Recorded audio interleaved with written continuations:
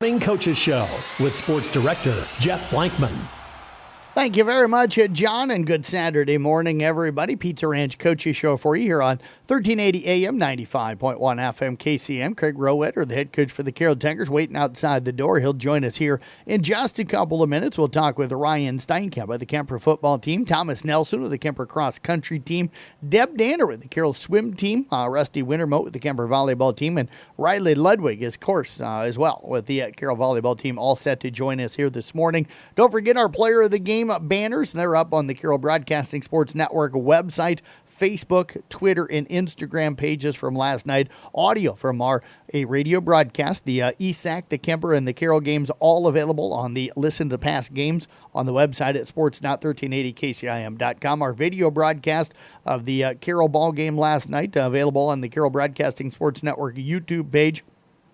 Casey Minders and I will type up recaps of all of last night's games with the stats and everything. We'll get those up probably on Sunday at sports.1380kcim.com. That's part of the Brinks Exterior Sports Report. And, of course, the New Way Auto Group Scoreboard Show is podcasted on the website as well. Go to the Podcast Center and look for the New Way Auto Group Scoreboard Show. But let's start off with the scoreboard from last night. Local districts will start Class 2A District 8, where the Kemper Knights knock off AHST of Oka Walnut 41-33. Roland Story blows out South Hamilton 56-0. It was Sadell over Colfax Mingo 30-18. Des Moines Christian routs Clark of Osceola 85-0. Atlantic edges Greene County 21-17. And Southeast Valley downs Clarion Goldfield Dows 20-13. Class 3A District 1, Carroll cruises my Denison Schleswig 45-3. It was MOC Floyd Valley over Okoboji area 35-14. Lamar's rolls past Boyd Knoll Rock Valley 35-2. Game played Thursday night. Sioux City East knocks off Bishop Heelan 26-7. Sergeant Bluff Luton knocks off Sioux City West 49-13. And Unity Christian over Sioux Center 28-14. Class 1A District 2, ESAC picks up their first win, routing Missouri Valley 42-0. It was Emmetsburg over Sheldon 56-14.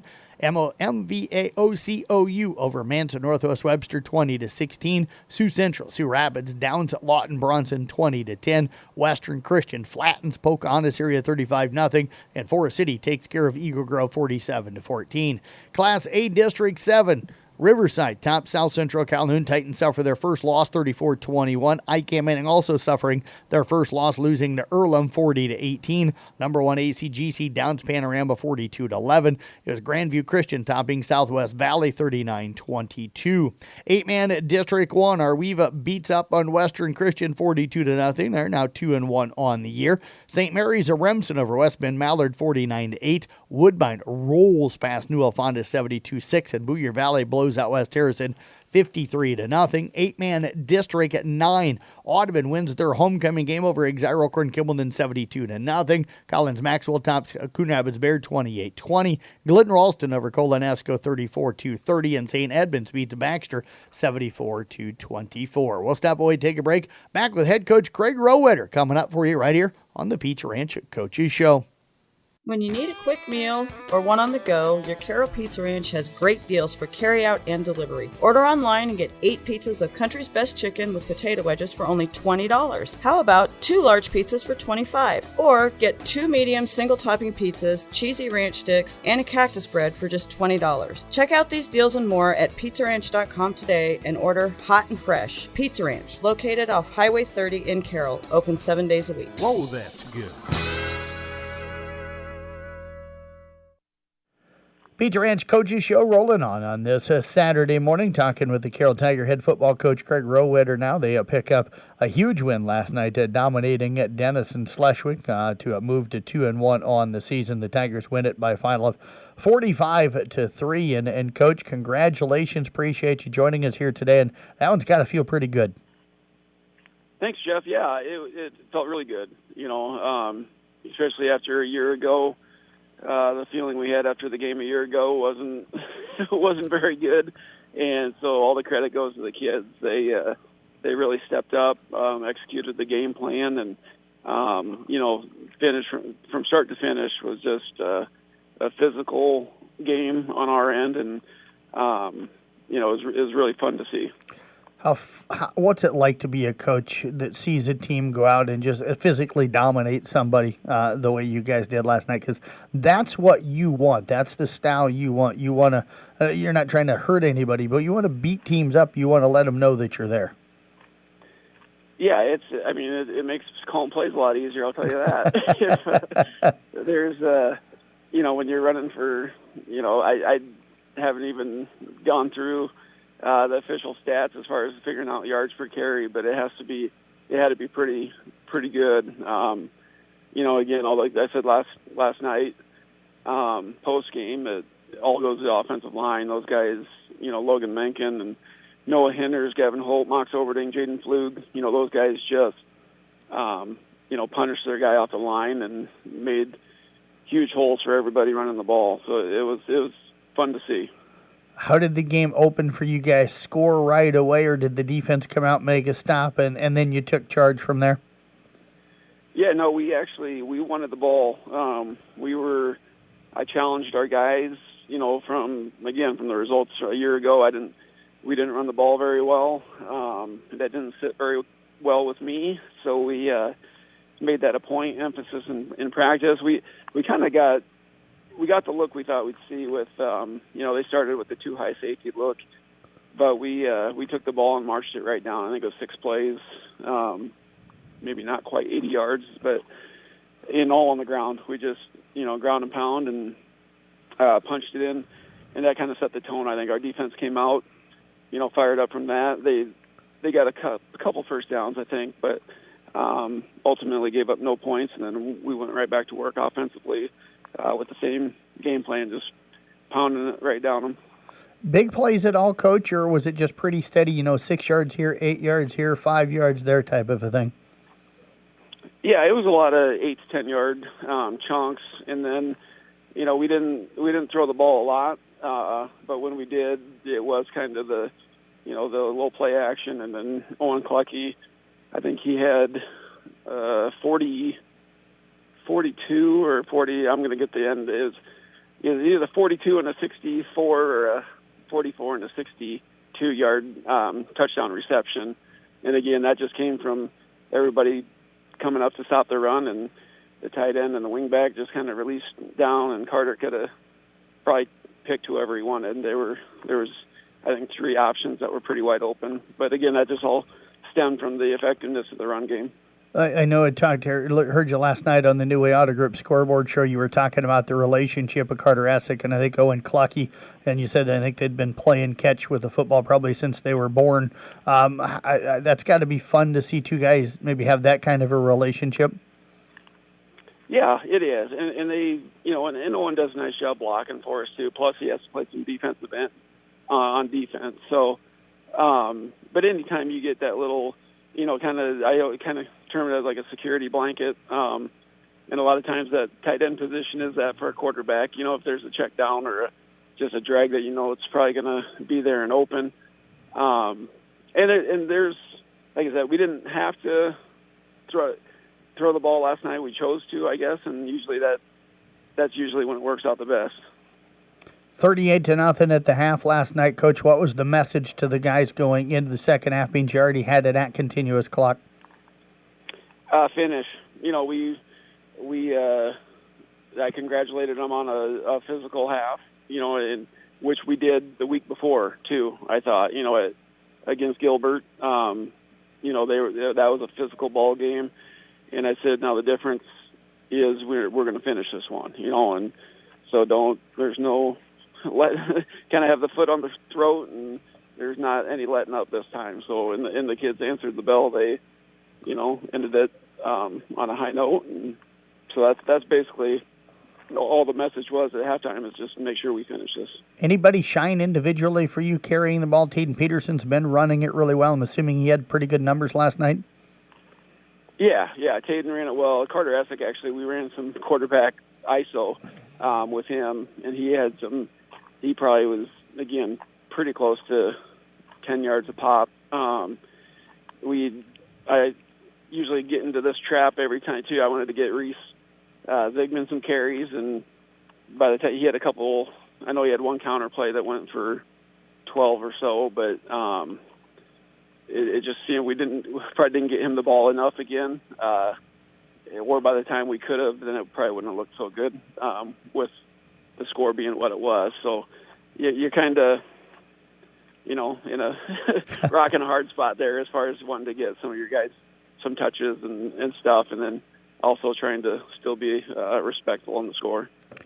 How did you feel like the defense played? You give up 3, so you got to feel like you played really well. But I know I heard your interview again with KC last night. Sounds like you gave up some drives to open each of the halves, so still some things to get better on defensively? Yeah, we, and I like I told Casey, I think the opening drive is always a little tough. I guess the last 2 weeks for us, we've scored on our opening drive, which is awesome. But it takes a little bit of timing and stuff to see, the game speed of the opponent. And I think that's all the first opening drive was. Once we kind of got a feel for what they were doing, we kind of buckled down and stopped the run there. And the third quarter, we did have a couple different bodies up front defensively for us, and they kind of ran a little split back, just kind of basically double teaming one of the D linemen and diving to the open hole. And again, after giving up some yards on that one, the kids kind of settled in and were able to stop that as well. But overall, defense played really good. My secondary was disciplined again, didn't give up any of the, big plays or so. We kind of blew up a tunnel or a bubble screen early, which they were setting up for a bubble and go, which I think this might have been the first game against them for a long time that we haven't given up one of those. So the guys were, they were locked into their assignments and knew the responsibilities and the job at hand. Coach, you've got the long road trip down to Creston next week as you guys wrap up the non-district part of the schedule. Creston was really good, if I remember correctly, a year ago. Haven't really had a chance to peek at them much. What do you know about them? Yeah, they were in the semifinals last year. So that would be the definition of really good. And they'll run a 3-4 defense. That hasn't changed.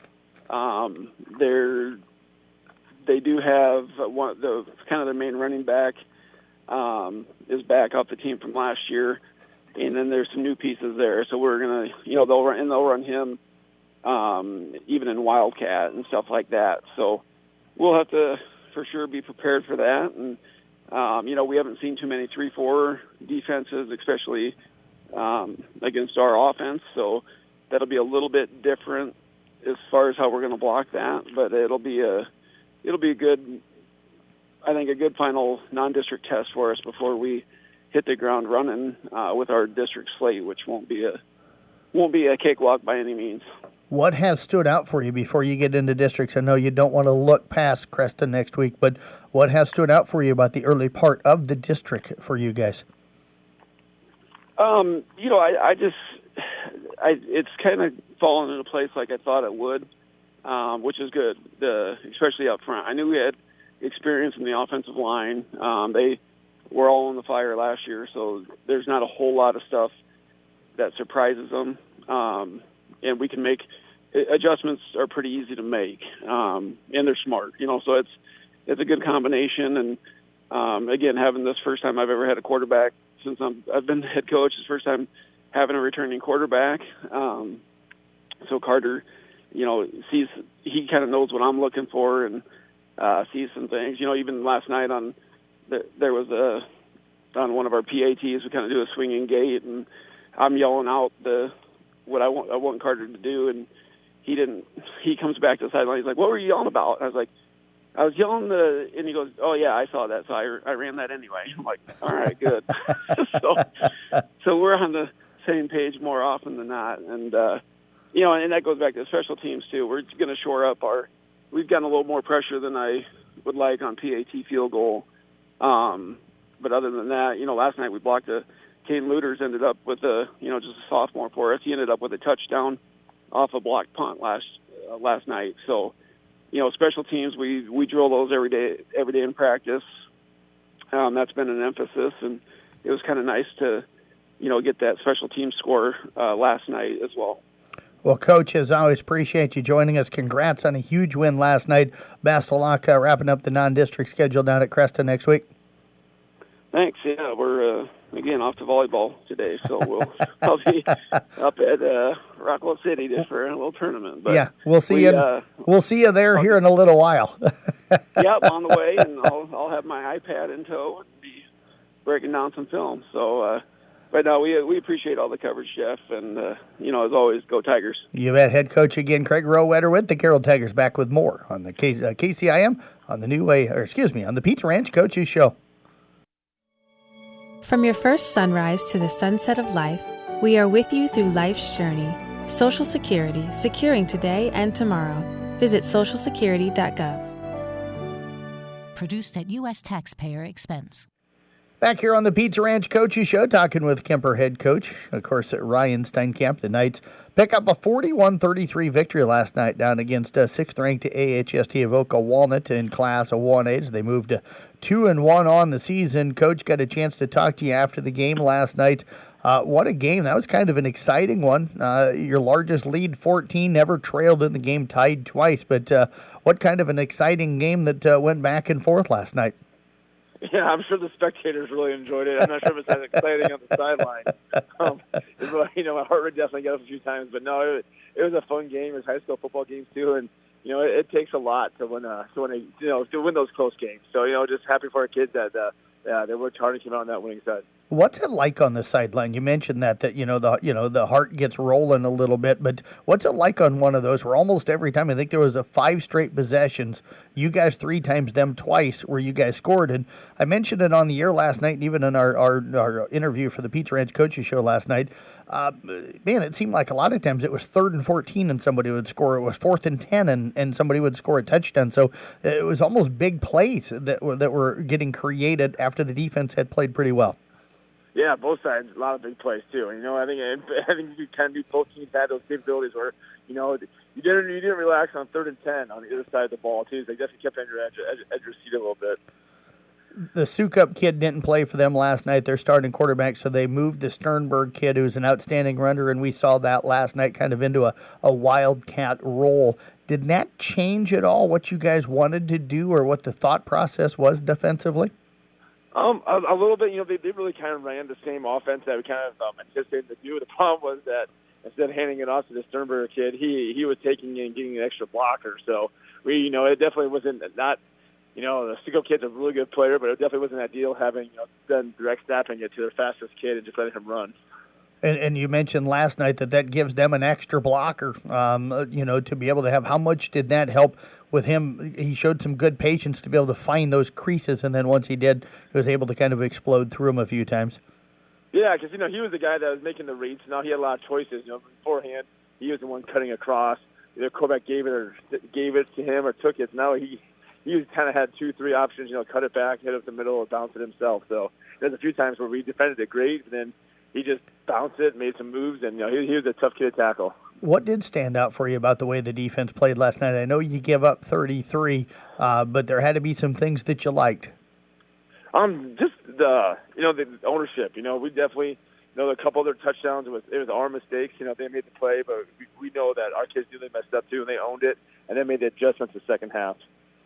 The offense got rolling, 3 touchdown passes right away from Brock Bating. The first one, an 85-yarder on a 3rd and 15, hit Carson Canny. Carson, kind of slipped a couple of tackles and then, we'll say, outran the rest of the defense to the end zone, even though he had to kind of dart and make a guy miss there inside of the 5. We kind of joked last night that he looked like he was running out of a little bit of a gas, but what a way to start offensively. Yeah, I talked to him. We got back about it. It looked like a Madden player, a little kid trying to cheat out at the end. He just said I did not want to get hawked down, so he was like I was going to score. So that was a great play for him. They come right back, though, and score. The Sternbig kid broke off a 69-yard run on a 3rd and 11. You guys were tied, but you came back, and I thought it was one of the better throws of the night. Bading hit Braxton Vanami on a nice slant pass at a 36-yarder. He went in to score for it. That was on a 4th and 10. So I asked you this last night. Every time they would score and either pull within 7 of you guys or tie it last night, it seemed like your offense always had an answer. Yeah, it's just like that's our kids just being calm and cool and just understanding the situation and realizing, hey, we're gonna go for it on 4th downs a lot. We got 4th downs. We got 4 downs to get this 1st down and keep it moving. So yeah, just really proud of our kids' confidence growing. 13-13 at the end of the first quarter. You get up 27-20 at halftime, and they scored late in the half. What was the difference in the second quarter that you felt like allowed you guys to get up by that 2 scores? We got a few stops on defense. I think we stopped them on 4th down. And then we made them punt, so that definitely helped a little bit. Helped to get us a little cushion there. But then we might relax a little bit too much. And I'll take ownership of that. They came and scored to make it 20. I think they fumbled the ball 3 times. We had a tip ball that we almost intercepted, so I felt confident about it. Then all of a sudden we had a blown coverage, and they pick up like a 3rd and 15. So and they went down and scored too. So that was definitely. I thought no, we can't relax. 2 scores because there's a lot of good teams out there. Coach, I had Jaron Hoffman last night, 9 carries, 55 yards with a touchdown in the first half. I thought you looked to use him a little bit more last night in the second half. What was it that made you kind of rely a little bit more on the ground game in the second half? Just the O-line. The O-line just working hard. They made some nice blocks up there, too, and just letting them get behind them and go to work. What was the feeling end of the third there? You're up 7-34-27. What'd you tell the guys that you needed to see out of them in the fourth quarter? Just answer the call. Kind of like they've been doing all game too. Get a stop and go in the fourth quarter and maybe it's successful. You mentioned the offensive line. I got to go back to the first possession of the third. It almost slipped my mind for a second, but you guys get pinned at your own 1-yard line after a punt that I think rolled into the end zone maybe by about an inch or two and stuff. Otherwise, you'd have had it out at the 20, but you're there at the 1, a 99-yard drive. What clicked for you offensively, and how big was that? That was just, we got kind of a heavy package and just kind of bulldoze our way out there, and then we found, we were able to get Braxton one-on-one, Vanami, and just Brock through some dime passes, and they just went out and made plays, and then, got them ball moving. We went quick a couple plays, and it was just a great execution by the offense. Tate Merritt put you up 41-27 with 7:38 left, scored on a 4-yard touchdown run. You probably knew they weren't done yet. What were you telling the defense on the sideline at that point of the game? Just no big plays, because we had a couple of bonus assignments, but the kids were doing great, and then they stayed in it. It's just like, hey, if they're going to score enough, they're going to drive it. And it took them about 6 minutes to score towards the end there. It's like, guys, I was okay with that. We made them earn it. They were out of timeouts. So, it was just, I don't like giving up touchdowns or anything like that, too, but the kids were playing a little more cautious about no big plays. It's just so they did great. And then we stuffed them on the 1-yard line to force it to 3rd down. So it was just smart football by our kids. You mentioned last night them being out of timeouts as well. Both halves, you guys kind of forced them to call timeouts early in the half, and they were out of timeouts maybe when they needed them later in the half. Yeah, I think, they have a lot of guys going 2 ways. I think it's just for them to kind of catch their breath a little bit. You pick up the win. You're sitting 2-1. You've won 2 in a row. Now you open up the districts. You come back home for the first time since week 1. Roland Story comes in. They won big last night. They seem to be playing pretty well. I know you mentioned last night they had some big kids a year ago. What do you need to do to pick up another win and get off to a sharp start in the district?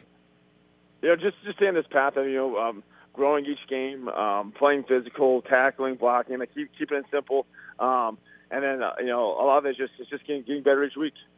I asked Coach Rowe this question here just a little bit ago. Anything that you've seen in the district surprise you so far? I know there's been no district games yet, but anything with any of the teams in the district catch you off guard so far? Jeff, I'm 100% honest. I know the assistant coaches have been paying attention to that.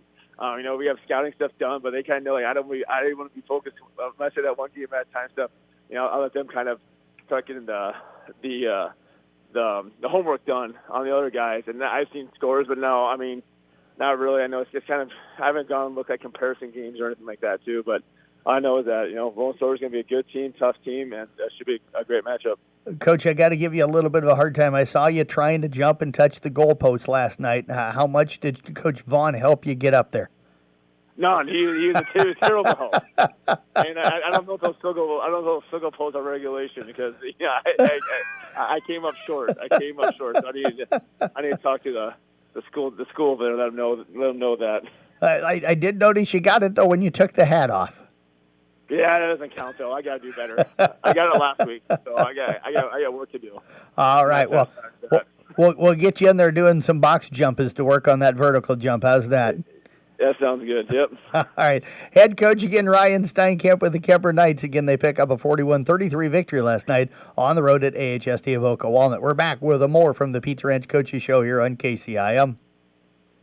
Over the years, you've brought opioids into your home. They helped when you were in pain, and you held on to them just in case. But holding on to opioids puts your family at risk. Learn more at www.fda.gov/drug disposal. Back here on the Pizza Ranch Coaches Show, Thomas Nelson, the head coach with the Kemper Cross Country teams joining us right now. The Knights getting ready to head up this morning to Holstein for the event with Ridgeview High School, big tournament up there and big cross-country meet. Coach, it's always good to catch up with you again. It is always great to be here. You bet, Coach. You and I were talking during the commercial break. No meets this week that you guys have run since the last time we talked, so no actual meet to talk about. But you like it, you said. You feel really good about the week of practice and what this allowed you guys to be able to do. Yeah, it's going to give us a 6-day week of running, which is early in the season can be really productive, especially for some of our runners who maybe didn't get quite as many miles as in over the summer as they wanted to. It also allowed us to run really hard on Tuesday. We got a nice track workout in and some pace work, and I thought our kids did a really good job of that and kind of allowed us to really push the pace work. And we did Thursday, we did about a mile at race pace too, just to kind of speed up and really make sure engines are good to go for Saturday. You noticing any changes with the kids so far? I'm sure you probably are. Yeah, I think especially our back end of varsity and kind of upper end JV kids are really showing some big jumps. I know, Thomas, Fletch, Dayton, they're all just, they came into the season pretty comfortable with what they could do. So there's not a lot of surprises when you look at those three. But some of, our JV kids like Cohen Stipa, who PR'd at Okoboji, puts a bunch of good workouts in this week. Really excited to see what he'll do. And Laith Hadeen's another kid who I mentioned last week who just needs more pace work, and he did a good job kind of pairing up with some older runners throughout this week. Simon Petix helped him out a little, and just, hey, you're going to run with them, and we'll keep kind of moving you up to find who's the best pace for you. And so I could see him having a really good race on the boys' side. As far as the girls go, as kids who just look some really good in workouts, Joy and Logan Lee, both currently are JV runners who had some good workouts throughout the week and seem just to beginning to understand race pace a little more and what it takes during the workouts to show improvement. So excited to see what they'll do as well. Coach, a few of the kids maybe kind of looking forward to this meet, maybe disappointed a little bit with what they saw with Okoboji and giving themselves an opportunity to kind of come back and have a really strong race today? Yeah, I think our kids, in reflection, I think did a really good job at Okoboji overall. I think we have some kids who have really big expectations of themselves, which creates, a little bit of disappointment when you either time-wise or place-wise don't finish exactly where you thought you would. But, most of our kids, we had a lot of kids PR in Okoboji. And I think the kids who, knew are more experienced runners who maybe finished a place or two behind some kids they've beaten in the past will use that for motivation to, get a little better place at this meet. But our younger runners who got their PRs, I think also see that Okoboji wasn't the finish line, that they're just starting to descend as far as times and places. And I think they'll use Okoboji more as a springboard to continue down that path. Coach, the course up there at Holstein, There's some hills to it. I don't think, if I remember correctly, they're not steep hills, but they're kind of the long, kind of drawn-out hills. How does that fit both the girls and boys? I think our kids actually really like that kind of course. It's similar. Harlan's kind of got some hills like that, and we've got some PRs there in the past. I think both Casey and Dayton Wiederen do a really good job of, kind of excelling up the hills and striding down them. I think, as strong as some of our kids are, a lot of them participate in the weights program here and do summer weights. That hills probably play more to our advantage as long as we just mentally know, like, hey, just get up and then let loose down it and you'll be able to recover.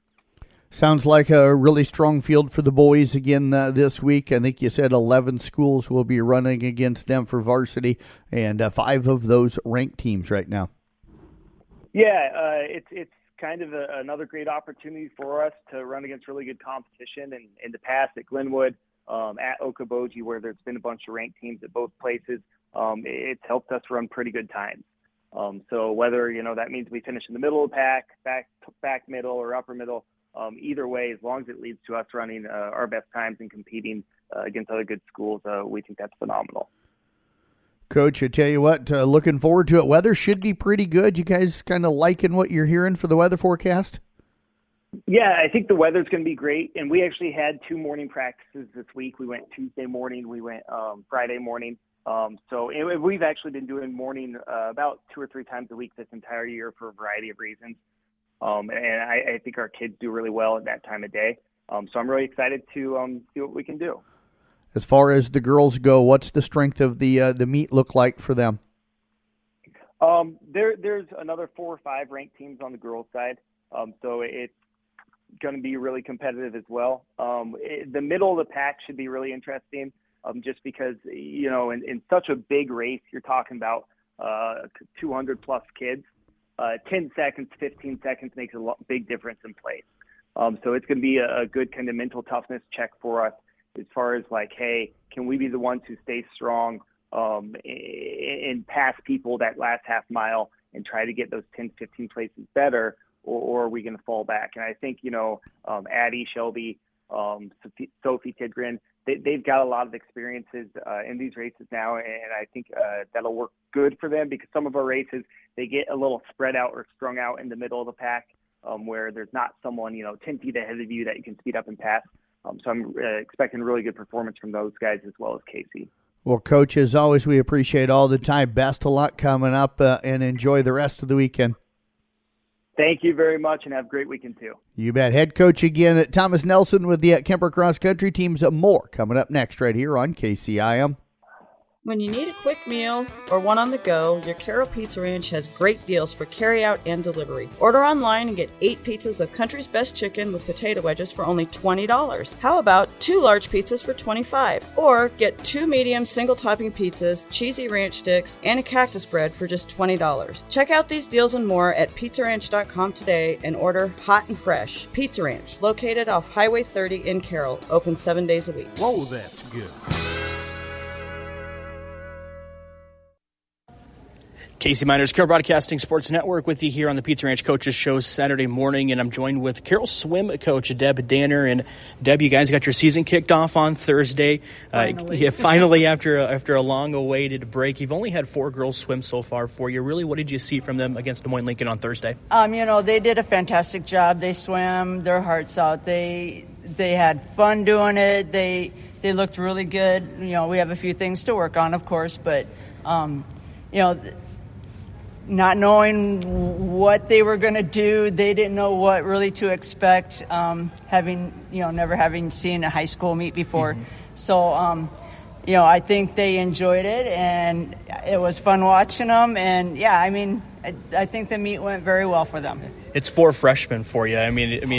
That's got to be even more challenging, with the nerves coming into the meet on Thursday. Kind of, how did you counteract that? Right. And what'd you really tell the girls to kind of get them prepared? I just told them to relax, have some fun, just go out and swim. We're just looking for some times, and we're going to improve on those. So, and they did.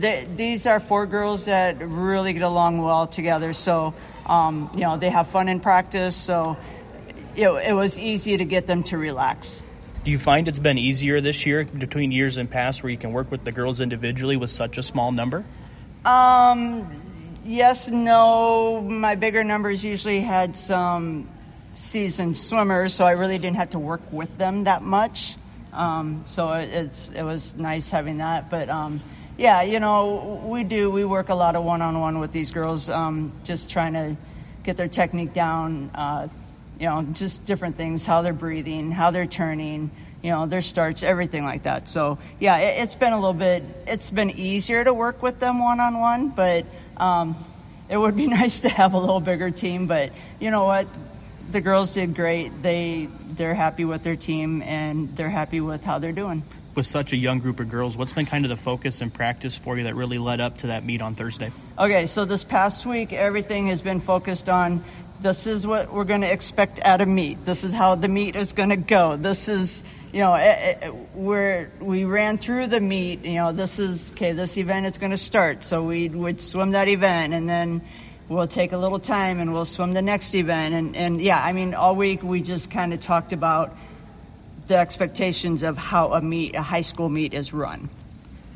Kind of taking a look at the girls individually and some of the events you had girls swimming the 200 meter yard medley relay, if I could spit that out. You had also girls in the 200 yard freestyle varsity swim itself, and then the 200 yard intermediate, the 50 freestyle. Kind of what did you all see from some of the girls' individual performances on Thursday? Oh, they all did great. They all swam exactly how we practiced. They did a very good job. They went into their events ready to go, and nobody was like scared, I can't do this. They were all prepared and ready to go. Even though we switched up their events last minute, they were still like, okay, we got this, and they did. Every race went as expected. Like I said, now we're going to try and improve from there, and they know what it was like. The Alexa swam the 500, not knowing how to swim a 500, and now she has an idea that she can push a little bit harder. Briley swam the 200 freestyle, not realizing that, okay, we got to sprint more than that. And so, for them, they learned they learned the race, and now they're going to learn how to swim it faster. Was the first meet kind of just putting girls in events to see where they're good at, and kind of seeing how the year goes on? Yeah. It was just kind of a random thing. It's like Charlie likes backstroke, perfect. You'll swim backstroke. Alexis likes to swim, freestyle, perfect. We're going to swim some freestyle. Briley likes butterfly. We're going to swim that. But the girls know that every single meet, their events are going to get shuffled and moved around, and everybody's going to swim every event at some point. Kind of taking a look, with this being the first meet, other things that can really improve on that you're going to get ready for your next meet coming up? Yeah, we're going to really work on our turns a lot. That's probably where we were pretty much the weakest, is our turns, learning a stroke count on backstroke and just different things like that. So that will be a big focus for us come Friday and Monday. Deb, that's all I got for you. I want to thank you for joining me. Good luck coming up next week. You bet. Thanks. I think it's just vapor. Vaping is safer than smoking, isn't it? One vape pod has as much nicotine as one pack of cigarettes. Get your head out of the cloud. Talk to your kid about vaping. Visit talkaboutvaping.org. Brought to you by the American Lung Association and the Ad Council. Rusty Wintermode, of course, he is the head volleyball coach with the undefeated Kemper Knights, joining us here on the Pizza Ranch Coaches Show. And, Coach, as always, appreciate you joining us here on this Saturday morning. Well, good morning, Mr. Blakeman, and again, I apologize for my voice, but the girls are happy I can't yell too loud anymore. But it is a wonderful, wonderful Saturday morning, and as I always say, the girls are fast asleep on our way up to South Central Calhoun to face some pretty good competition today. Yeah, absolutely. And Coach, you got to be, if you're yelling too much, it's got to be out of happiness. You're 13-0 on the year. Picked up a huge win down at Clarinda over Clarinda, also knocking off Denison Schleswig in that triangular down there. Let's start with the Clarinda one. You had talked about them last week, and you knew they were going to be challenging. You won the first set, dropped the second one 28-26, then come back to win the next two. All of them fairly tight sets. The biggest win was really a 25-19 win by you guys in the first set. So what was the difference that allowed you to pick up that tough road win? Well, set one, it was tight until about, 14, 15 points, and then we just we started to find some rhythm in our serve receive. Serve receive wasn't great, but it was about average for us. They served tight, and as Lonnie Miller would always say, laser shots, and we knew it was coming. We just didn't prepare mentally enough for it. But the girls found a way to kind of get out of the mud, and midway through that first set, and just kind of pulled away. But it really it came down to our serve receive, allowing our setters to get the hitters something to go with. But we also struggled with their quickness on offense. I mean, I kind of compared them playing Rolling Story. They're two outside hitters, can get up, but the setter did a nice job of pushing the ball out fast and hard. And even when we tried to cheat a little bit, she did a good job of finding the middle. So we had to just kind of pick our poison on what we needed to try and take away. And at times I kind of forced our left side hitter to single block the middle while we took away the two outside hitters.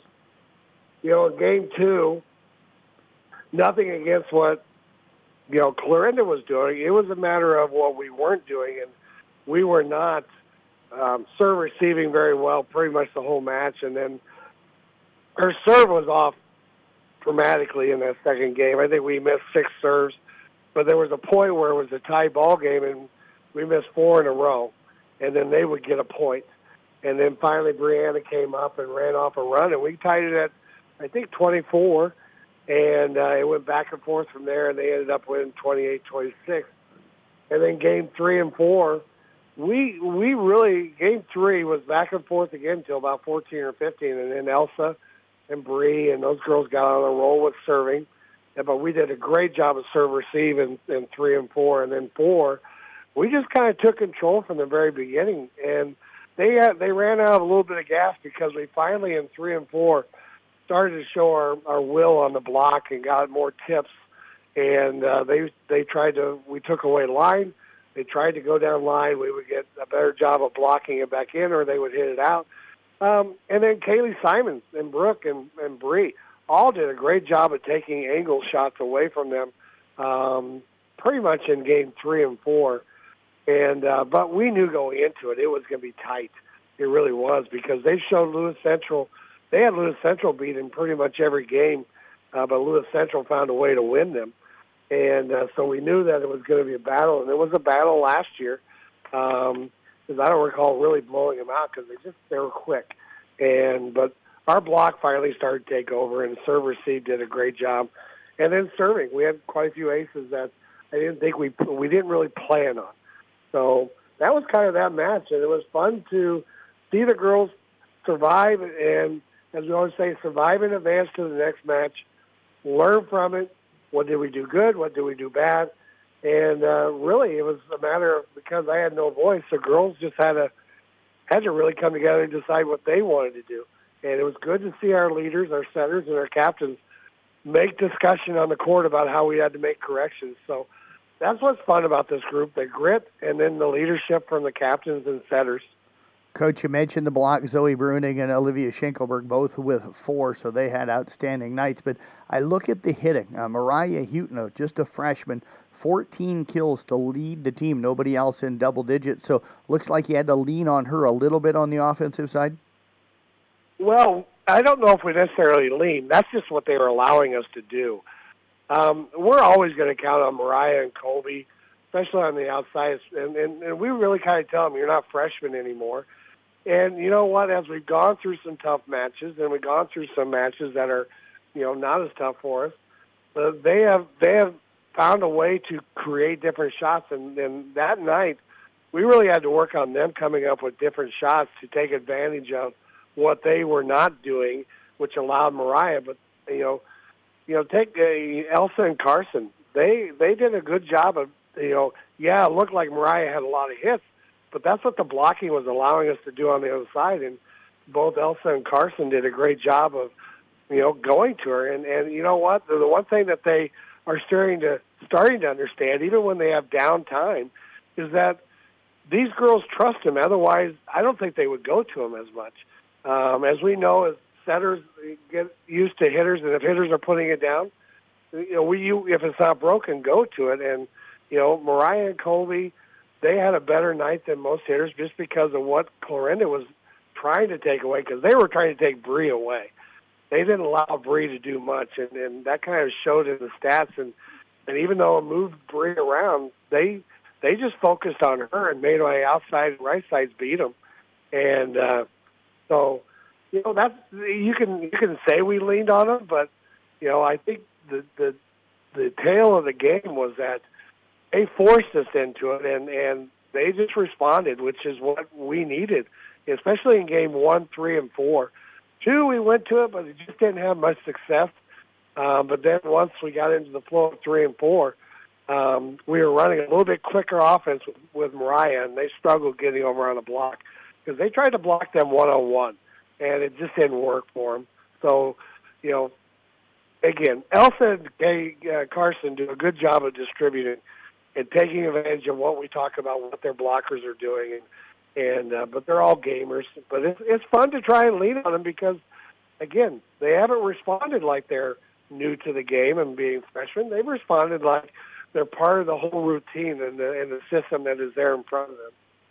Coach, you guys, as you mentioned, on your way to Rockwell City for the South Central Calhoun tournament today. This is a strong field. What's the goals? I'm sure to come out of there undefeated with a tournament championship. Well, yes, that's always the goal. We talked about that Friday at practice on what do our goals want to be moving into this tournament. You're going to play a South Central Calhoun team that it will always give you a battle because of South Central Calhoun. Then you're going to run into Ridgeview, who is, again, a team that you've been able to play hard against, who you obviously beat in the regional finals last year, and they returned some quicker offense than they did last year. So, I think they've only lost one game, and so they're going to be looking for a little bit of revenge. But and then you throw Winterset, who's very much more improved, but they're a quick offense. Carroll, with the coaching staff that they have, and the kids that are back for them, I think they're playing better than I think was anticipated, especially with the new system. But that's always a fun one, and they're going to be up for it. We're going to be up for it. Don't know much about Kingsley Pearson right now. They've only played 3 games, so not a lot of stuff in there for them. And then I already said Winterset, South Hardin, South Central Calhoun, Kingsley Pearson, Ridgeview. I think that's all. East Sac County. I may be forgetting one, I think.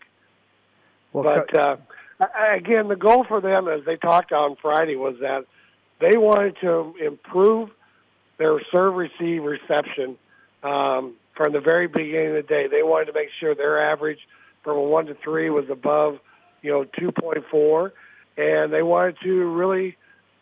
We focused on our first ball kill on serve-receive, and then they wanted to get better at blocking. They didn't feel like their blocking was very good against Clarinda, and they wanted to rebound from that. So those are the things that they're searching for. Is improvement through the day, be challenged, and then fight their way through adversity and just show grit.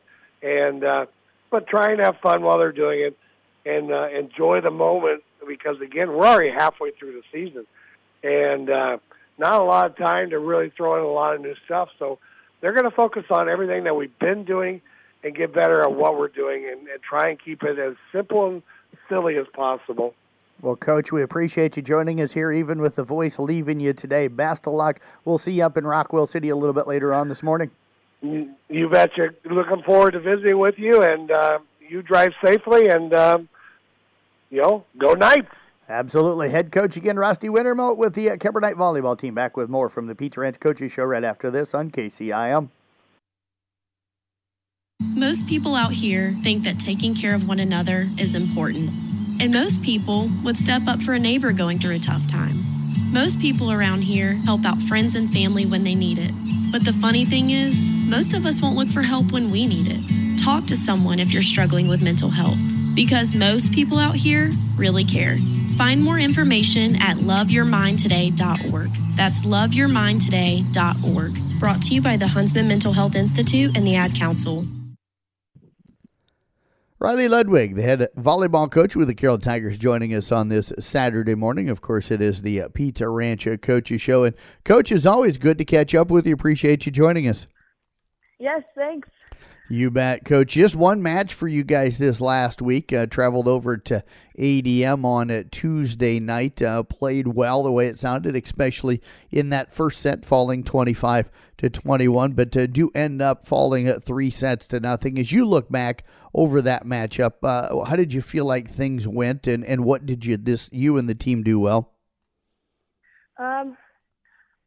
We did well holding our own in that first set. I mean, we had to work our way back from all 3 sets, really, work our way back from kind of a hole that we dug ourselves right at the beginning of each set. But we did a good job of fighting back, not giving up, and just playing out every point until the whistle blew. What went wrong early that you fell behind? We struggled. We're getting better, but our passing is just not where it needs to be right now. Our defense has some work to do. We just kind of get stuck. We need to work on our eye work on reading shoulders, and things like that. What do you guys focus on in practice then to get better at that? This week we've been doing a lot of serve receive, making sure that we're playing fast, playing at game speed all the time, taking drills seriously like we would in a game, and then so we can kind of transfer that over into a game. That's kind of been something we struggle with too, is applying what we talk about in practice and timeouts, applying that right away. Coach, you mentioned that you kind of chipped away at things. You only lose by 4 in that first set. What started to go right for you, and how were you able to make the runs? We started swinging. We started being aggressive and just playing like us. Once we click and start playing together, I mean, they're unstoppable. With Kate, Olivia, Amanda, those guys in the front row, I mean, they can swing. But we got to get that pass up there, and we got to keep our blocks strong so our defense can set up.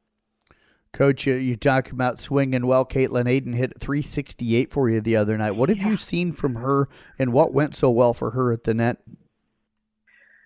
When she swings, I mean, it's going down. When she gets a hold of that ball, there's, that defense could not handle it. She's getting smarter. She's placing the ball better. She's being smarter about tips, when to use them, and how to do that so that it isn't so obvious for the defense. And just overall, playing smart is what got her to where she was on Tuesday. And, Coach, defensively at the net, just looking at the numbers, looks like you played pretty well, got quite a few touches and 10 blocks total on the night. So what did you see from the girls up front defensively? Amanda especially has really been focusing on getting her block up, getting it closed, so our defense can set up. And she gets a touch quite often, and that really helps our defense a lot. What kind of communication do you hear from the back row, to that front row on the defensive side? They're starting to hold each other accountable a little bit more. Like if there's a hole in the block, they talk about it and they say, hey, we need that block closed so we can set up back here. We can't do anything if, there's one block up or nothing. But just talking through it and making sure we're thinking ahead, I've noticed a lot more of that on the court rather than the nervous or freaked out or those looks that they're just stuck at what to do. How did ADM try to attack you guys? They hit a lot of some line, and then they hit off of our hands a lot. So you have to make sure we're pressing. And then they kind of got us with a couple tips every once in a while. It got us stuck on our heels. How close of a chance did you guys have in sets 2 and 3 to get one of those sets and extend this into a 4-set match? We were close. We were ahead at one point. We just couldn't finish. We made a couple mistakes here and there, and it really brought us down. Got in our heads a little bit, and we just never got out of it. I see Olivia Rowetter had a pretty good defensive night at the net as well, and especially in the back row, tying with Marison Wittrock with 10 digs. How nice was it to have her back into the lineup? Oh, it was awesome. You could just see how much calmer they were out there with her. She's a leader by example. She leads by example with her hard work, her attitude. She's encouraging, and that just settles everybody down so much. Her presence is just so important. Coach, what did you guys take away? Sounds like work still on the back row, but what were some other things you took away from the ADM match? We have to do our job. I mean, the front row can't do anything without the pass. And, when we have a good pass, our front row can't waste that on silly mistakes or two-handed pushes right to somebody. We have to be aggressive. We have to play smart. just every point. We have to think further ahead than just what we're doing right that second. Coach, you're headed up to Rockwell City this morning for the South Central Calhoun Master Blaster Tournament. Winner set, who you've seen before, will be there. Ridgeview, East Sac, Kemper, South Central Calhoun, Kingsley Pearson, the other schools. What are you looking at? What's the goals for this team coming up this morning? We're going to start strong, cut out some of our unforced errors, serve aggressive, get the other team out of system, and play smart and do our job. Really just that mental part of the game is what we're focusing on right now. Well, Coach, as always, we appreciate all the time early on this Saturday morning, so enjoy the rest of the day. We'll see you up at the tournament here in just a little while. Yeah, thanks. See you there. You bet. Head coach Riley Ludwig again with the Carroll Tiger volleyball team. We'll be back with more of the Pizza Ranch Coaches Show coming up next year on KCIM. When you need a quick meal or one on the go, your Carroll Pizza Ranch has great deals for carryout and delivery. Order online and get 8 pizzas of Country's Best Chicken with potato wedges for only $20. How about 2 large pizzas for $25? Or get 2 medium single-topping pizzas, cheesy ranch sticks, and a cactus bread for just $20. Check out these deals and more at pizzaranch.com today and order hot and fresh. Pizza Ranch, located off Highway 30 in Carroll, open 7 days a week. Whoa, that's good. We are back here to wrap up the Pizza Ranch Coaches Show for this Saturday morning. Doing, of course, thanks Pizza Ranch, our sponsor of the show each and every Saturday morning throughout the fall and winter sports season. I want to thank all of you for tuning in, whether it be live here on these Saturday mornings, or I know a lot of people go back and listen to the podcast, and we'll have the show podcasted coming up shortly after the show is over. Again, you can go to the podcast center at sports.1380kcim.com and find the Pizza Ranch Coaches Show to be able to go back and listen to the show if you miss it. Want to thank our coaches for joining us here today. Craig Rowetter of the Carroll Tigers, they win last night again to go to 2-1 on the season. Kemper football also moving to 2-1 on the season. Ryan Steinkamp, of course, joined us this morning as well. Thomas Nelson, Kemper Cross Country, they were on the road today. They're up at Holstein. We'll talk about that coming up. They're at a meet this morning. Deb Danner, Carroll Girls swim coach. Of course, they just started their season, had their first meet of the year, got just 6 girls out, but they hosted Des Moines Lincoln on Thursday. You can find a recap story of that on the Brinks Exterior Sports Report at sports.1380kcim.com. Also want to talk with undefeated volleyball coach, Kemper volleyball coach Rusty Wintermote. He joined us this morning. They are up at South Central Calhoun's tournament this morning. Got a chance to catch up with him. I'll be headed up to that tournament. I'll give you more details on that coming up here in just a moment. Also, Riley Ludwig, the first-year coach for the Carroll Tigers. They're sitting 5-3 on the year. They're also up at that tournament at South Central Calhoun. So I want to thank all of those coaches for joining us here today.